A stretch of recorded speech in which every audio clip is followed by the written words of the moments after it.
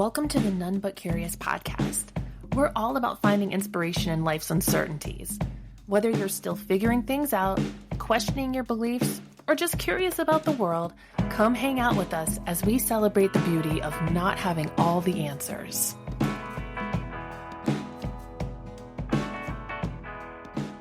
Hey there, welcome back to None But Curious, where we explore the extraordinary in the everyday. Today we're talking about something that affects every single one of us, distraction. And I don't just mean the kind that comes from checking your phone every few minutes, though yeah, that's part of it. I mean distraction in a deeper sense, the kind that pulls us away from ourselves, that scatters our attention so thin, it's really hard to remember what matters. So in this episode, we're going to explore 3 questions. What is distraction really? Why does it matter for our personal and spiritual growth? And what tools can we use to meet it with gentleness instead of frustration? At its simplest, distraction is anything that pulls our attention away from what we actually want to be doing or experiencing. Sometimes it's external, the constant ping of notifications, the auto-playing videos, the endless scroll of headlines and updates. The world we live in is noisy by design. But distraction is also internal. Our minds wander, we replay old conversations, plan for tomorrow, or spiral heavily into what-ifs. And that's not always a bad thing. Daydreaming, reflecting, and wandering thoughts can be creative and restorative. But when distraction becomes our default mode, when our attention is constantly elsewhere, it starts to leave a mark.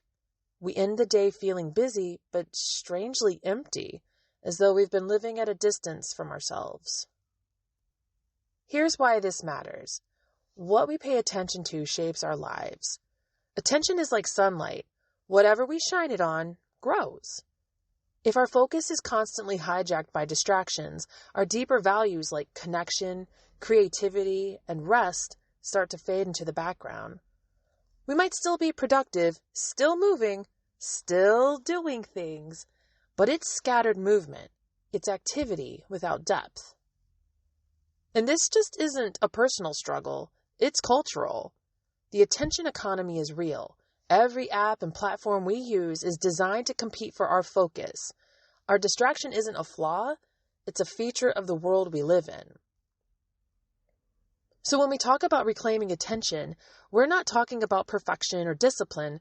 We're talking about freedom. Freedom to choose where we place our energy. Freedom to be present for the life that's actually happening, right here, right now. Let's talk about some gentle, practical ways to work with distraction. And I do mean with it, not against it. Number 1, notice without judgment. The first step is awareness. So often we get frustrated with ourselves for losing focus. Say things like, why can't I stay present? Why can't I finish this? But distraction isn't failure. It's simply the mind doing what minds do. Instead of scolding yourself, just notice. Oh, look where I've wandered off to. That moment of noticing is powerful, and that's the moment you return. 2, clarify your intention. Distraction thrives in uncertainty. If you start the day without a clear sense of what matters most, every ping and pop-up notification will feel equally urgent. Try pausing before you dive in and ask, what do I most want to give my attention to right now? That simple question creates an anchor. Even if you drift, you know where to return. 3, create small grounding rituals in your day. You don't need anything elaborate. Just moments that bring you back to yourself. Try stretching before you open your laptop. Take a slow sip of water between tasks, or write a line of gratitude in your calendar before the day begins. These everyday gestures remind your mind and body, you're here. This matters. Rituals like these turn routine moments into points of calm and focus. 4, shape your environment. This is both a mixture of ancient wisdom and modern science. Our surroundings influence us.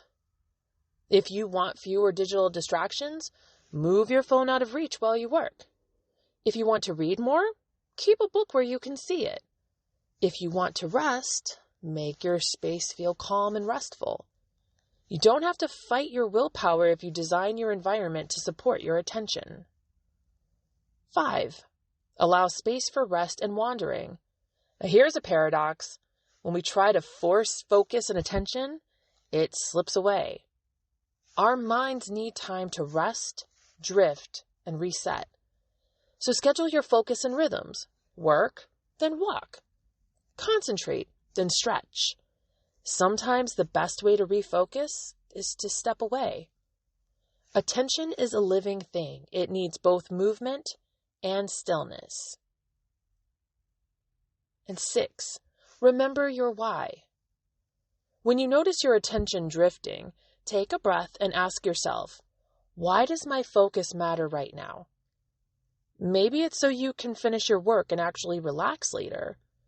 Maybe it's so you can listen fully when your child tells you about their day. Or maybe it's just to feel calmer and more in control instead of so scattered.